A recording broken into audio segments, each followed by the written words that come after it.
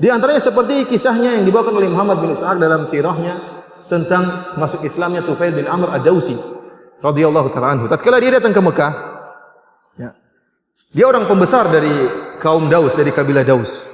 Tatkala dia datang ke Mekah, maka datanglah pembesar-pembesar orang Quraisy, ya. Kemudian mereka berkumpul di sekeliling Tufail. Mereka mengatakan, "Innaka qadimta biladana, fa hadzal rajul ladzi baina adhhirina qad a'dhala bina, farraqa jama'atana, wa amma qawluhu kasahara, yufarriqu bainal mar'i wa baina abihi wa baina rajul wa akhihi wa baina rajul wa zaujatihi." Kata dia, wahai hati-hati Tufail, sungguhnya si Muhammad ini, ya, telah membubarkan jamaah kami. Perkataannya seperti perkataan tukang sihir. Mereka bilang tentang siapa? Nabi Muhammad SAW. Hati-hati kau Tufail, perkataan Muhammad seperti perkataan tukang sihir. Buktinya, penyihir bisa memisahkan antara dua orang dengan sihirnya. Ini Muhammad juga bisa. Ayah dan bapak bisa berpisah gara-gara dia. Suami dan istri bisa berpisah gara-gara dia. Benar juga ya. Benar enggak? Benar. Ini pekerjaan para tukang sihir. Wa innama nakhsha 'alaika wa 'ala qaumika ma qad dakhala 'alaina. Kami khawatir apa yang sudah menimpa kami. Kami dulu bahagia. Kami dulu tentram hidupnya. Namun datangnya Muhammad membuat kami tercerai-berai.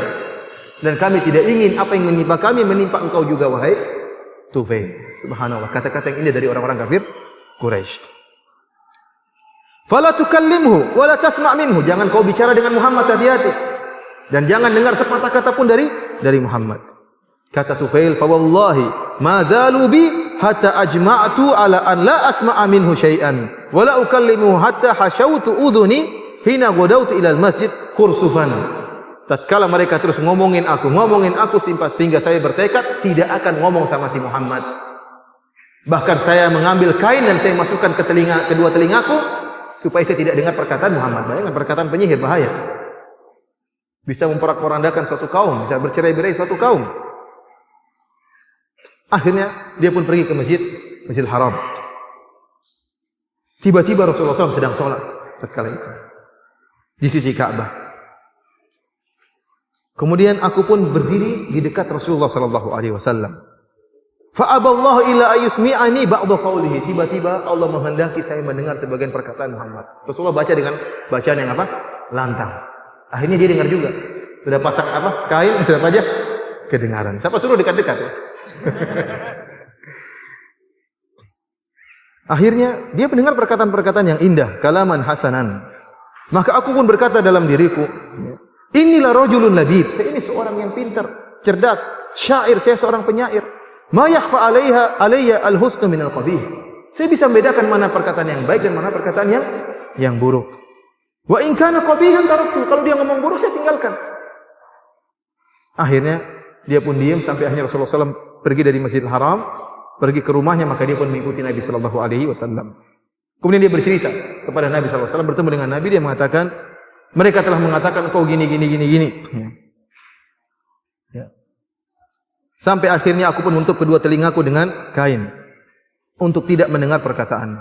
Akan tapi saya mendengar sebagian perkataanmu sesuai dikehendaki oleh Allah Subhanahu wa taala. Fa'rid alayya amrak. Ya. Kalau begitu tolong paparkan apa sih isi dakwahmu.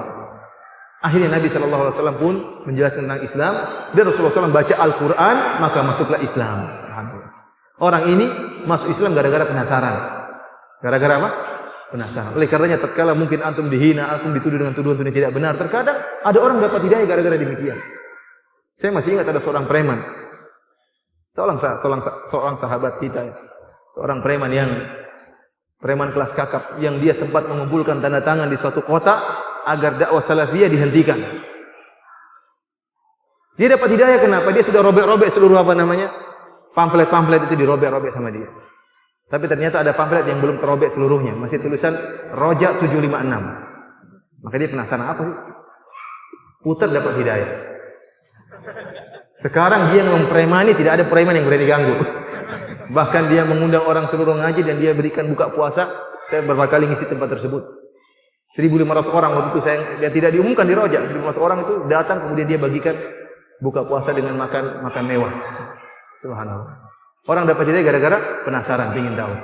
Di antara seperti Udhaimat al-Azdi dan juga Tufail, ya, radhiyallahu taala anhu.